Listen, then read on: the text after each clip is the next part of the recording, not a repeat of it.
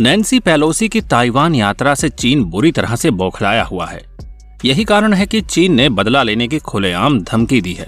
Pelosi के Taiwan पहुंचते ही चीन ने ऐलान कर दिया कि वो ताइवान के चारों ओर युद्धाभ्यास करने जा रहा है। वहीं पेलोसी ने कहा कि उनकी यात्रा का लक्ष्य ये स्पष्ट करना था कि अमेरिका ताइवान के प्रति अपनी प्रतिबद्धता को नहीं छोड़ेगा। पेलोसी की इस यात्रा से ये तो तय है कि अमेरिका और ताइवान के साथ चीन के रिश्ते आने वाले समय में अधिक तनावपूर्ण बनने जा रहे हैं।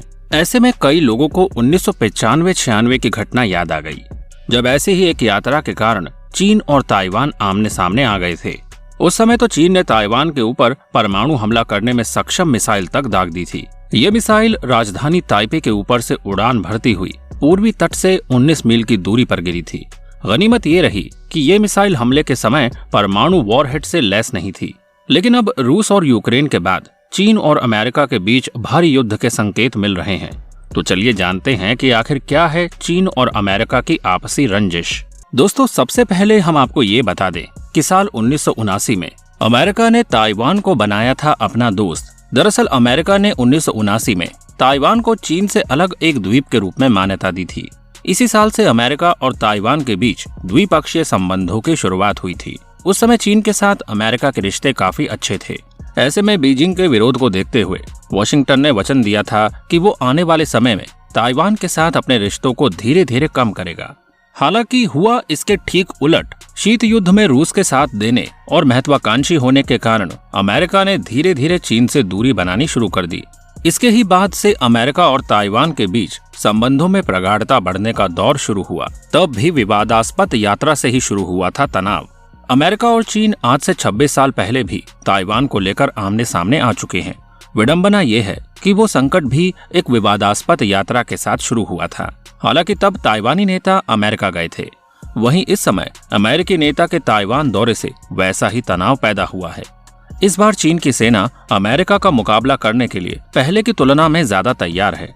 तब भी चीन इतना बौखला गया था कि उसने ताइवान की सीमाओं की परवाह न करते हुए तत्काल युद्धाभ्यास शुरू कर दिया था।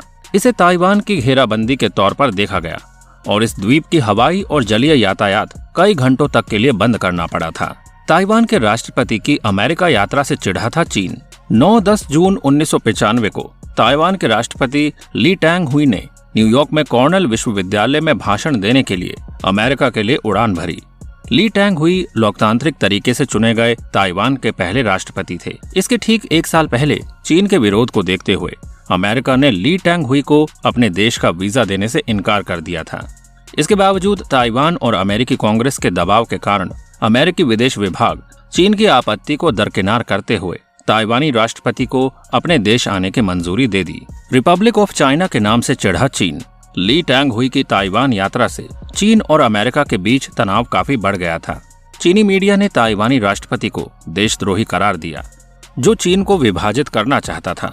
कॉर्नेल में अपने भाषण में ली ने बार बार ताइवान को रिपब्लिक ऑफ चाइना के नाम से संबोधित किया। उनके इस फॉर्मूले ने बीजिंग को नाराज कर दिया। दरअसल चीन और ताइवान के बीच 1992 में एक समझौता हुआ था, जिसमें वन चाइना नीति को मानने पर सहमति जताई गई थी। चीन ने ली के भाषण को उस समझौते का उल्लंघन करार दिया और युद्धाभ्यास का ऐलान कर दिया। ताइवान की सीमाओं के नजदीक चीन ने दागी थी मिसाइलें। ताइवानी राष्ट्रपति की अमेरिका यात्रा और ताइवान को अलग देश के नाम से संबोधित करने से नाराज चीन ने जुलाई 1995 से ताइवान के बेहद करीब मिसाइल परीक्षणों की सीरीज शुरू कर दी। चीन ने ताइवान के नजदीक 1 लाख सैनिकों की तैनाती की और बड़ी संख्या में लड़ाकू विमानों को भी अलर्ट पर रख दिया। इसके अलावा PLA ने जुलाई और नवंबर 1995 तक तटों पर हमला करने के लिए एम्फीबियस असॉल्ट ड्रिल की। इस बीच 18 अगस्त को चीन ने परमाणु हथियारों का परीक्षण भी किया था। इन परीक्षणों के दौरान चीन की कई मिसाइलें ताइवान के मिसाइलें काओशुंग और किलुंग के बंदरगाह शहरों से सिर्फ 25 मील की दूरी पर गिरी। हद तो तब हो गई जब 9 मार्च 1996 को चीन की परमाणु हमला करने में सक्षम डोंगफैंग 15 बैलिस्टिक मिसाइल ने ताइवान के ऊपर से उड़ान भरते हुए उसके पूर्वी तट से 19 मील की दूरी पर लैंड किया। हालांकि चीन की सैन्य धमकी के बाद अमेरिका के प्रतिनिधि सभा की स्पीकर नैन्सी पेलोसी की ताइवान यात्रा को लेकर अमेरिका बैकफुट पर आ गया है। चीन ने नैन्सी की ताइवान यात्रा का विरोध किया है। उसने कहा कि अगर नैन्सी ताइवान की सीमा में प्रवेश करती है तो सैन्य हस्तक्षेप किया जाएगा। चीन ने अपनी सेना को खुली छूट दी है। चीन के इस कदम के बाद अमेरिका नैन्सी पेलोसी की ताइवान यात्रा पर पूरी तरह से मौन है। ऐसे में सवाल उठता है कि अमेरिका नैन्सी की यात्रा पर क्यों मौन है? क्या वो चीन की धमकी से डर गया है? आखिर इसके पीछे बड़ी वजह क्या है? चीन ने अमेरिका को दी युद्ध की धमकी। चीन के सरकारी अखबार ग्लोबल टाइम्स के कमेंटेटर हु जिनिन ने ट्विटर पर लिखा है कि अगर अमेरिका सेना के लड़ाकू विमान ताइवान में नैन्सी के विमान को एस्कॉर्ट करते हैं तो ये आक्रमण माना जाएगा। चीनी सेना ने चेतावनी देते हुए कहा कि नैन्सी के विमान और अमेरिकी लड़ाकू विमानों को बलपूर्वक रोकने का अधिकार है। अगर ये प्रभावी नहीं होता है तो उन्हें मार गिरा दें। इसके पूर्व चीन ने अमेरिका को रेड लाइन पार नहीं करने की सख्त चेतावनी दी थी। चीन के विदेश मंत्रालय के प्रवक्ता झाओ लिजिन ने शुक्रवार को कहा था कि अगर नैन्सी ताइवान आती है तो अमेरिका को इसके नतीजे भुगतने के लिए तैयार रहना होगा। कर्नल टैन कैफाई ने चाइना डेली को बताया कि अगर अमेरिकी पक्ष आगे बढ़ने पर जोर देता है तो चीनी सेना हाथ पर हाथ रखकर नहीं बैठेगी और ताइवान में किसी भी बाहरी हस्तक्षेप और अलगाववादी कोशिशों को नाकाम करने के लिए कड़े कदम उठाएगी। नैन्सी की ताइवान यात्रा को लेकर अमेरिका ने बीच का रास्ता निकाला। विदेश मामलों के जानकार प्रो हर्ष वी पंत का कहना है कि यह पहली बार हुआ है जब ताइवान को लेकर अमेरिका को युद्ध तक की धमकी दी है। उसने अपने सैनिकों को खुली छूट दी है। इतना ही नहीं, उसने इस विवाद के कूटनीतिक रास्ते भी बंद कर दिए। नैन्सी की यात्रा को लेकर अमेरिकी राष्ट्रपति जो बाइडेन और चीनी राष्ट्रपति शी जिनपिंग की फोन वार्ता भी निष्फल रही। ऐसे में अमेरिका के पास दो ही विकल्प थे, या तो वो चीन को युद्ध के लिए ललकारता या नैन्सी की यात्रा को रद्द करता। अमेरिका ने बीच का रास्ता निकाला और नैन्सी की ताइवान की यात्रा पर पूरी तरह से मौन हो गया। चीन ने अमेरिका की कमजोर नस को दबाया। दरअसल प्रो हर्ष वी पंत का कहना है चीन ये जान चुका है कि बाइडेन प्रशासन ताइवान के मामले में जंग की स्थिति में नहीं है। उसने इसका फायदा उठाते हुए अपने सैनिकों को खुली छूट दी है।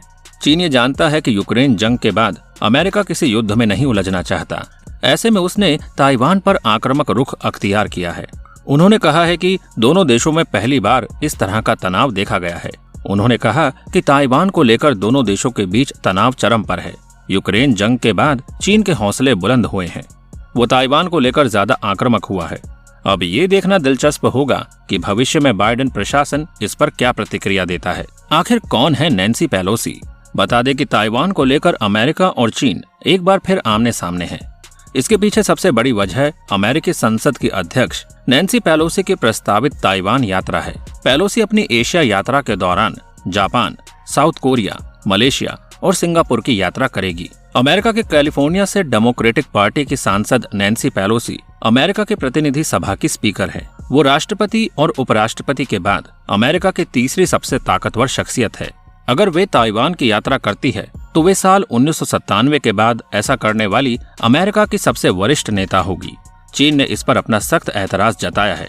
चीन ने कहा है कि अगर नैन्सी पेलोसी चीन की यात्रा करती है तो वो उसका सैन्य जवाब देगा। तो दोस्तों, रूस यूक्रेन के बाद अब अमेरिका और चीन के बीच युद्ध के संकेत लगातार मिल रहे हैं। इस पर आपकी क्या राय है?